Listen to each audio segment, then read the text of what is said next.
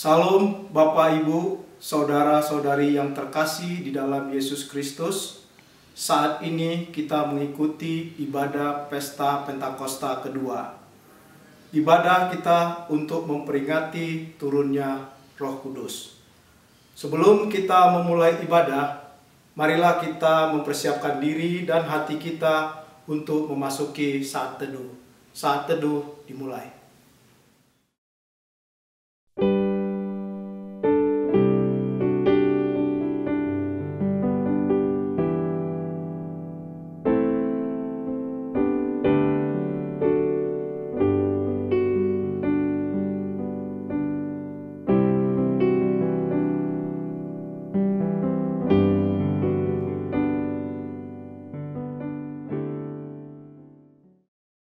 Amin.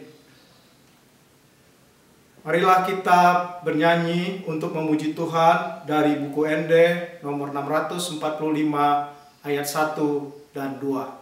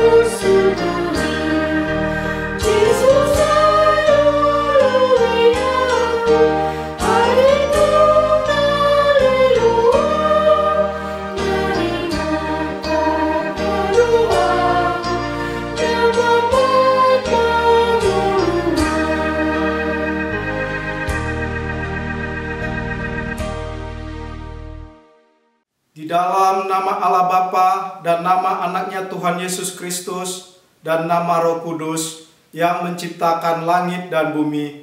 Amin. Demikian firman Tuhan Allah, kamu akan kuberikan hati yang baru dan roh yang baru di dalam batinmu, dan aku akan menjauhkan dari tubuhmu hati yang keras dan kuberikan kepadamu hati yang taat. Haleluya.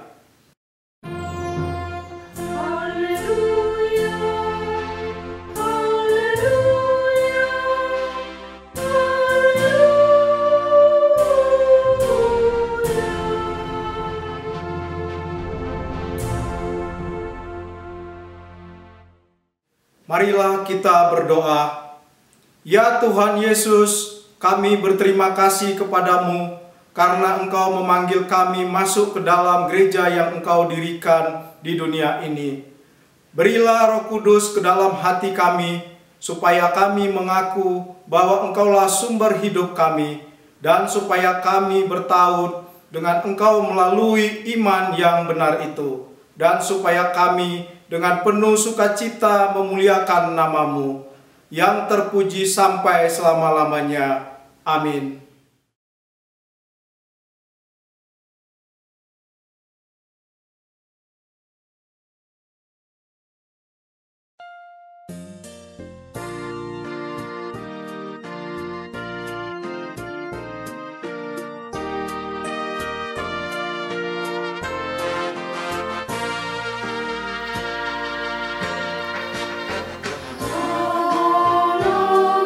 Siati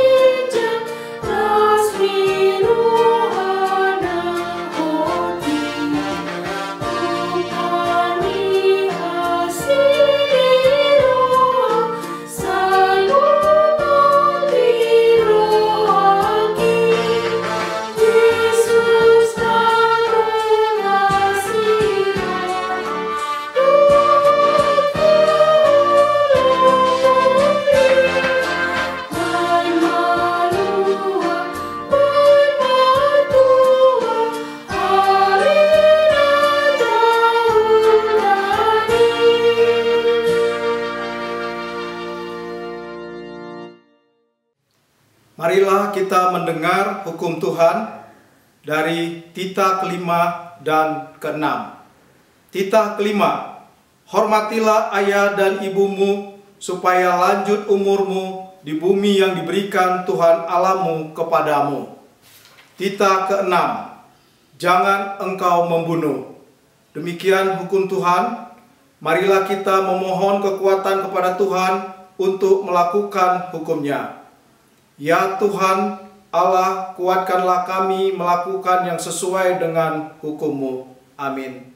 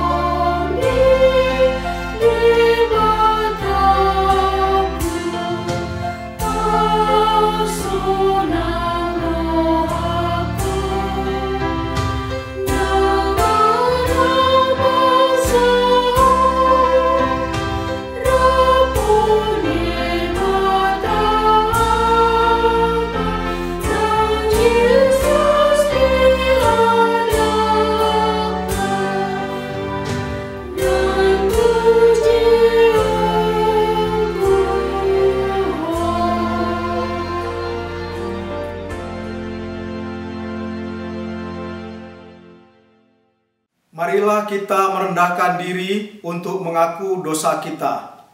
Ya Allah Bapa kami yang di surga, Engkau mengampuni dosa kami orang yang hina dan tercela ini di dalam anak kesayangan-Mu. Kasihanilah kami orang yang berduka cita yang berdosa ini. Nyatakanlah di dalam hati dan jiwa kami ini akan keampunan segala dosa dan kesalahan kami itu.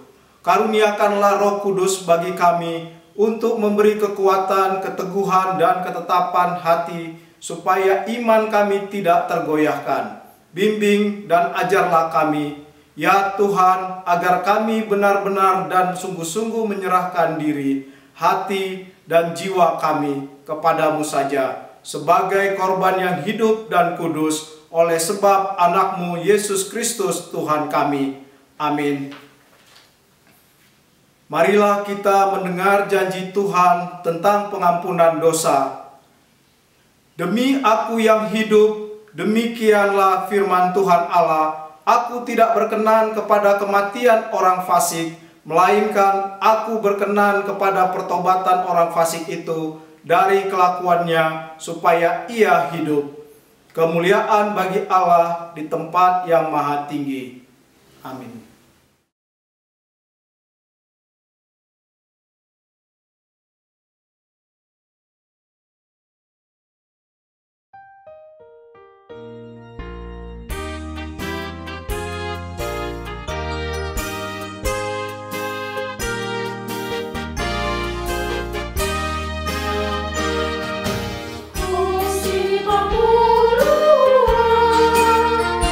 Santo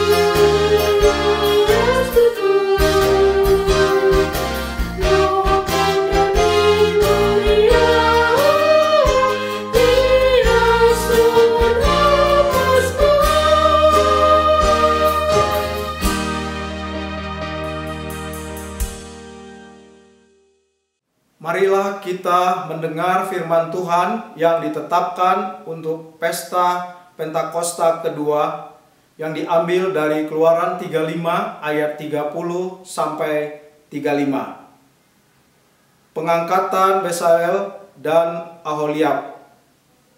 Berkatalah Musa kepada orang Israel, "Lihatlah, Tuhan telah menunjuk Bezalel bin Uri bin Hur dari suku Yehuda dan telah memenuhinya dengan roh Allah, dengan keahlian, pengertian dan pengetahuan dalam segala macam pekerjaan, yakni untuk membuat berbagai rancangan untuk dikerjakan dari emas, perak dan tembaga, untuk mengasah batu permata supaya ditata, untuk mengukir kayu dan untuk bekerja dalam segala macam pekerjaan yang dirancang itu." Dan Tuhan menanam dalam hatinya dan dalam hati Aholiab bin Ahisamak dari suku Dan kepandaian untuk mengajar.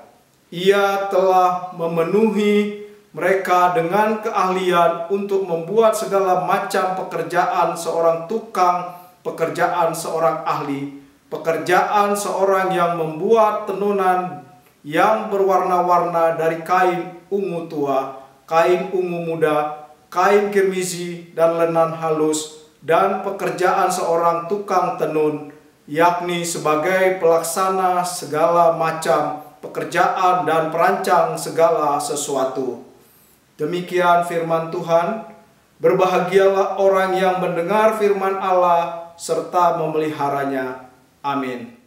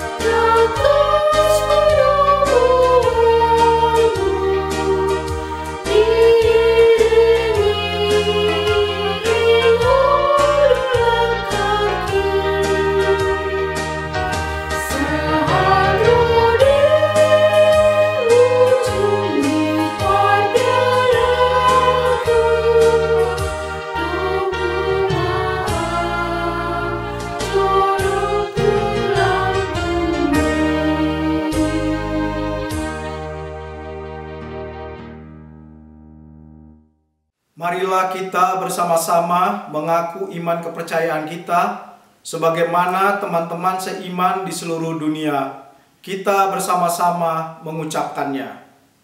Aku percaya kepada Allah, Bapa yang Maha Kuasa, Khalik langit dan bumi.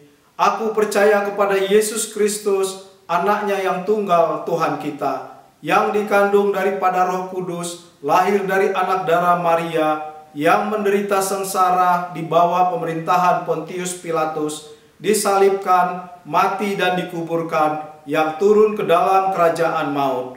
Pada hari yang ketiga, bangkit pula dari antara orang mati, naik ke surga, duduk di sebelah kanan Allah, Bapa yang Maha Kuasa. Dari sana akan datang kelak untuk menghakimi orang yang hidup dan yang mati. Aku percaya kepada Roh Kudus, dan adanya satu gereja yang kudus, persekutuan orang kudus, pengampunan dosa, kebangkitan daging, dan hidup yang kekal. Amin.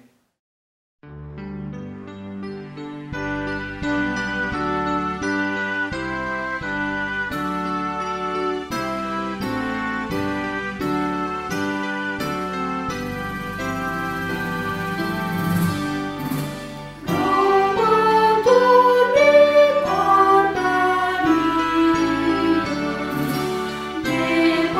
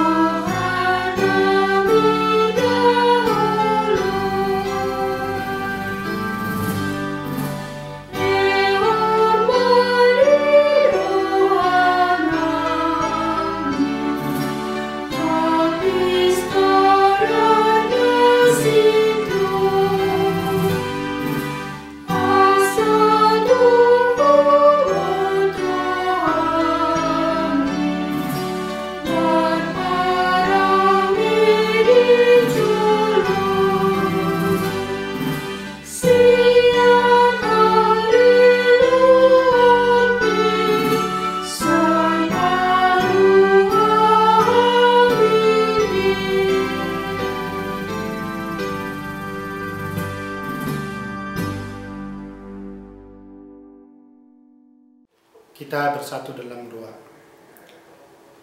Damai sejahtera dari Allah Bapa yang melampaui segala akal, itulah kiranya menerangi hati dan pikiranmu di dalam Kristus Yesus Tuhan kita. Amin.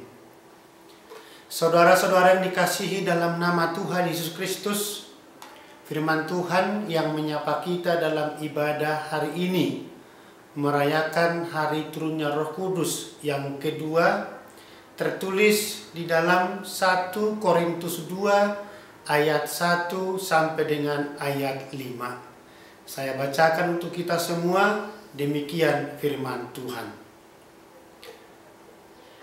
Demikianlah pula ketika aku datang kepadamu, saudara-saudara, aku tidak datang dengan kata-kata yang indah atau dengan hikmat untuk menyampaikan kesaksian Allah kepada kamu. Sebab aku telah memutuskan untuk tidak mengetahui apa-apa di antara kamu selain Yesus Kristus, yaitu Dia yang disalibkan. Aku juga telah datang kepadamu dalam kelemahan dan dengan sangat takut dan gentar. Baik perkataanku maupun pemberitaanku tidak kusampaikan dengan kata-kata hikmat yang meyakinkan, tetapi dengan keyakinan akan kekuatan roh, supaya iman kamu jangan bergantung pada hikmat manusia, tetapi pada kekuatan Allah. Demikian firman Tuhan. Saudara-saudara yang dikasihi dalam nama Tuhan Yesus Kristus, sesuai dengan pemberitahuan dari Chloe, Paulus mengetahui bahwa jemaat di Korintus telah terjadi perselisihan, bahkan sudah mengarah kepada perpecahan. Penyebabnya adalah karena mereka telah berpaling dari fokus pemberitaan Injil, yaitu Yesus Kristus yang sebenarnya yang harus menjadi titik sentral dalam iman kepercayaan mereka, kepada idola yang mereka ciptakan sendiri, yaitu dengan munculnya golongan-golongan atau kelompok, yaitu golongan Paulus atau Apolos atau golongan Kefas. Setiap kelompok ini mengidolakan tokohnya karena pintar secara orasio atau retorika, pintar memaparkan ilmu filsafat yang berkembang pesat pada saat itu, sehingga mereka lebih condong mengidolakan pembicaranya daripada Yesus yang diberitakan. Akibat dari situasi ini membuat mereka tidak dapat lagi dengan jernih mengenal dan menghargai pengorbanan Kristus yang telah mati untuk keselamatan mereka. Bahkan yang lebih memprihatinkan, ada yang menyepelekan pemberitaan tentang salib. Dalam 1 Korintus 1:18 dikatakan pemberitaan tentang salib Kristus dianggap menjadi sebuah kebodohan. Saudara-saudara yang dikasihi dalam Tuhan Yesus Kristus, maka Paulus menghadapi jemaat Korintus dengan mengatakan dalam kerendahan hati, "Aku datang kepadamu, saudara-saudara, bukan dengan kata-kata yang indah atau hikmat dunia." Untuk menghadapi kondisi itu, Rasul Paulus berkomitmen untuk murni menyampaikan tentang salib Kristus, bukan tentang keberadaan mereka. Paulus juga datang kepada mereka bukan mengandalkan kepintarannya berfilsafat, tetapi dia datang dengan segala kelemahannya dan juga dalam rasa takut. Nang pesasi tongna molo di pendidikan parbinotoan, Apostel Paulus termasuk napistar do ibana. Ahli ibana di Paranarobi, halak Farise do ibana, jala termasuk ahli Taurat. Menguasai ilmu retorika ni halak Gorik, jala warga negara Yahudi, huhut Romawi do ibana. Di parsiajari ibana do hata Gorik, do filsafat ni halak Gorik. Di ulaunya posta 17 ayat 21 saat tutul pelobat mulut aja hadisi ditiki marjamita ibadah di Athena macai tertarik doa ka filsuf ni halak gorik mabegi jamitana. Bahkan di dalam Kisah 26 ayat 24 kita temukan di sana seorang penguasa bernama Festus berkata kepada Paulus, "Engkau gila Paulus. Ilmumu yang banyak itu membuat engkau gila." Itulah tanggapan orang karena pintarnya Rasul Paulus. Tapi dalam hal ini, menghadapi jemaat Korintus, dia datang dalam kerendahan hati. Yang mau dikatakan di sana, sebenarnya Rasul Paulus adalah orang yang sangat pintar. Alaidang di pangasahun ibanai.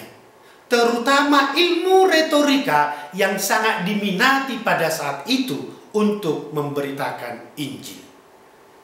Saudara-saudara dikasih dalam Tuhan Yesus Kristus, sebagai seorang pemberita Injil, naditongos debatatu akahuria naikon sitopotonna, di pangsahun ibadah doton di porbadia laho mangajari, manorangi pikiranna, dohot patubuhon habaranio di bagasan dirina asa unang gebeta hutan ibana dan bobonosan ibana laho marbarita nauli tod di porbadia do di panasahon ibana laho manukoli ibana di hagaleon nai hagogon ni tod di porbadia do di panasahon ibana gebe tarjalo nau begisa barita nauli na pinasahatna dan mangasahon bisuk ni portibi jaladang mangasahon hajago onna ibana pasahaton barita nauli tuak karuas ni huriai alai hola mangasahon huaso dohot hagogo onni tod di porbadia do ibana.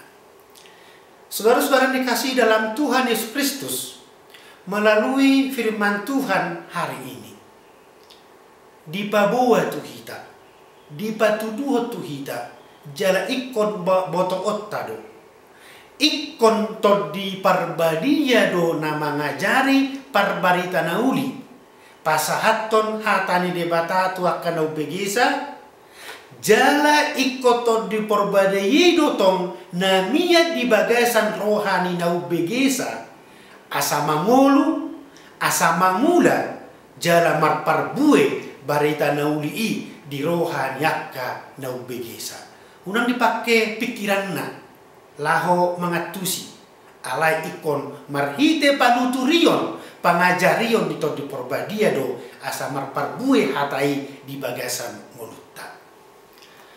Saudara-saudara dikasih dalam Tuhan Yesus Kristus, sekarang banyak orang senang mendengar khotbah jika si pengkhotbah pintar membuat orang tertawa, atau yang suka guyonan yang membuat tertawa. Khotbah yang hanya enak didengar bahkan cenderung membuat orang terlena, bukan merasa tertegur oleh firman Tuhan yang didengar. Saudara-saudara, dalam beribadah kita harus merasakan firman Tuhan itu menegur kita akan segala dosa-dosa kita. Jangan merasa tersinggung dengan teguran firman Tuhan yang akhirnya ada orang menyalahkan si pengkhotbah, atau kedepannya dia berkata tidak mau lagi mendengar khotbahnya. Saudara-saudara, dengan pertolongan Roh Kudus kita harus merasakan teguran firman itu dalam hati kita. Tujuannya apa? Supaya kita menyadari kelemahan kita. Dan dengan segala kerendahan hati, kita mau mengakui kesalahan kita di hadapan Tuhan, dan ke depannya kita berkomitmen untuk lebih baik lagi.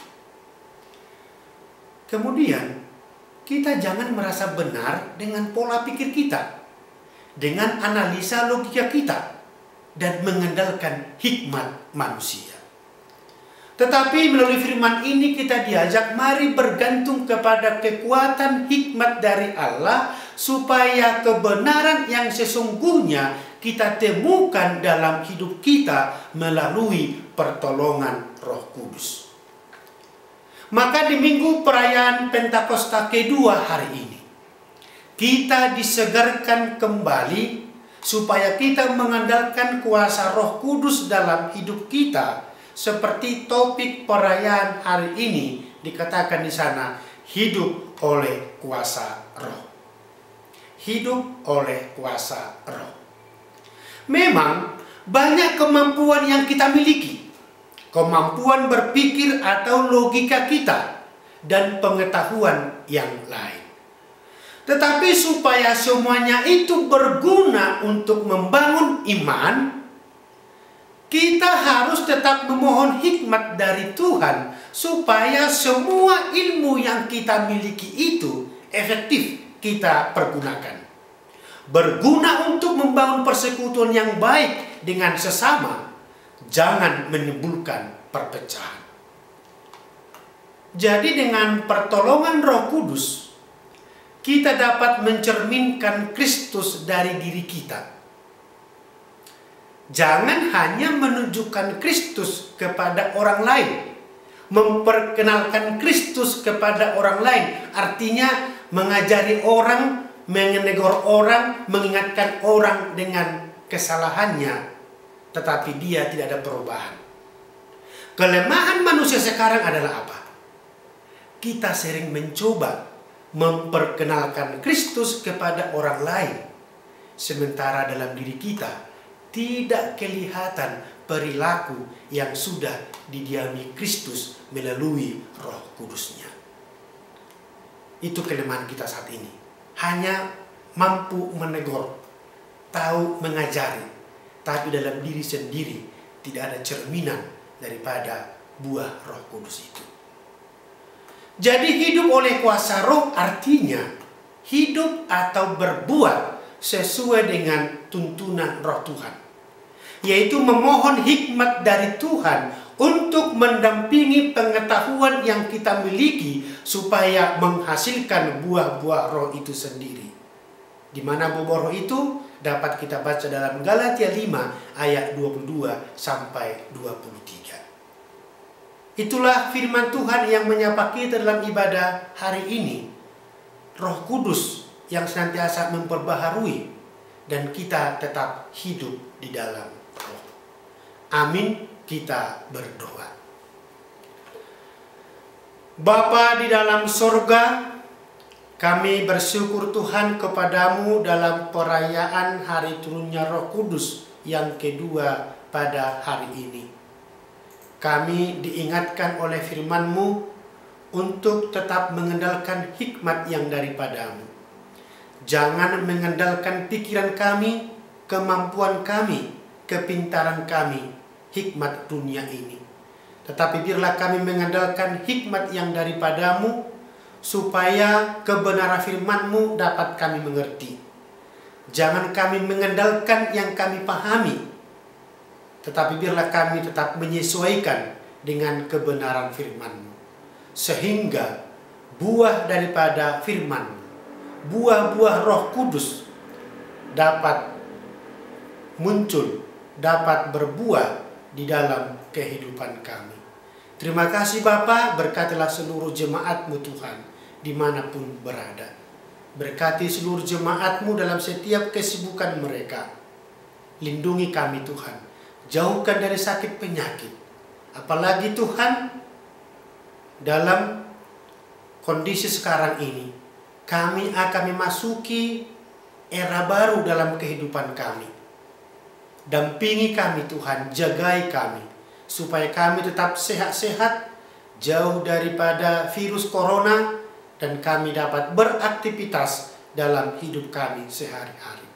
Jemaat-Mu yang sakit, dimanapun berada Tuhan, yang dirawat di rumah sakit, ataupun dirawat di rumah, mari ulurkan tangan-Mu Tuhan menjamah tubuh mereka. Sembuhkan Tuhan, angkat sakit penyakit yang ada dalam tubuh mereka, sehingga mereka bisa sembuh, bisa pulih, dan kembali beraktivitas sebagaimana biasanya.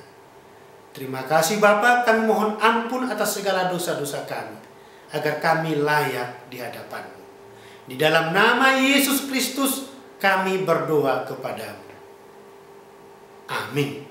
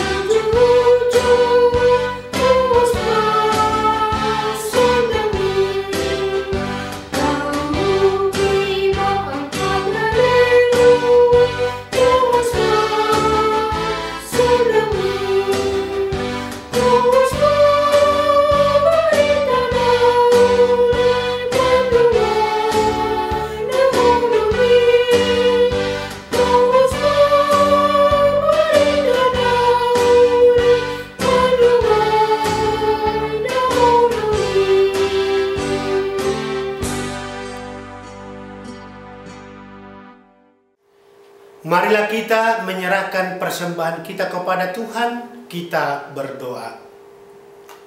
Ya Allah, Bapa kami yang di surga, kami mengaku bahwa Tuhan adalah sumber dari segala karunia yang melimpah dalam kehidupan kami masing-masing. Sebahagian daripada karunia itu, kami serahkan kembali sebagai persembahan kepada Tuhan.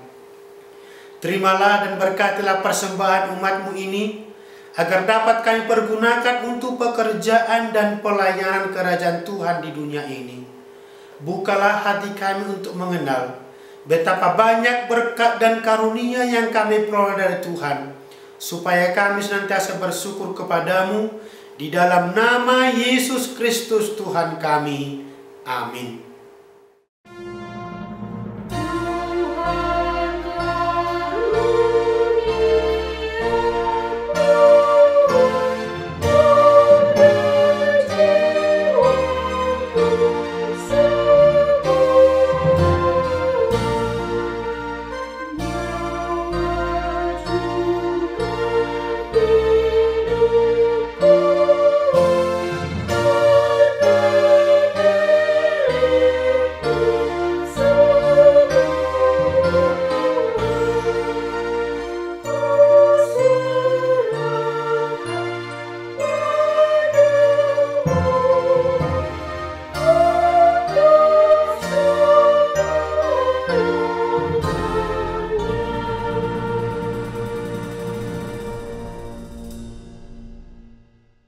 Bapa kami yang di surga, dikuduskanlah namamu, datanglah kerajaan-Mu, jadilah kehendak-Mu di bumi seperti di surga.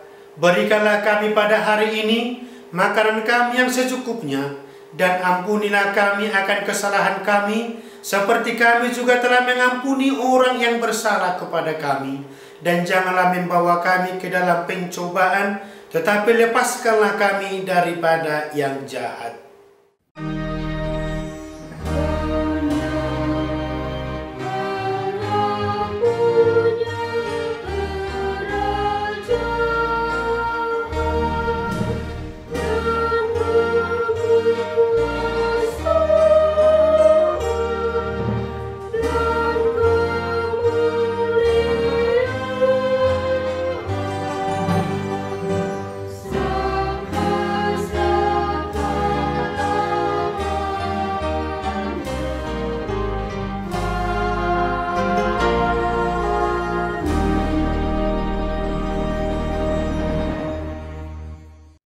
Pulanglah dengan damai sejahtera dan terimalah berkat Tuhan. Tuhan memberkati engkau dan melindungi engkau. Tuhan menyertai engkau dengan wajah-Nya dan memberi engkau kasih karunia. Tuhan menghadapkan wajah-Nya kepadamu dan memberi engkau damai sejahtera. Amin.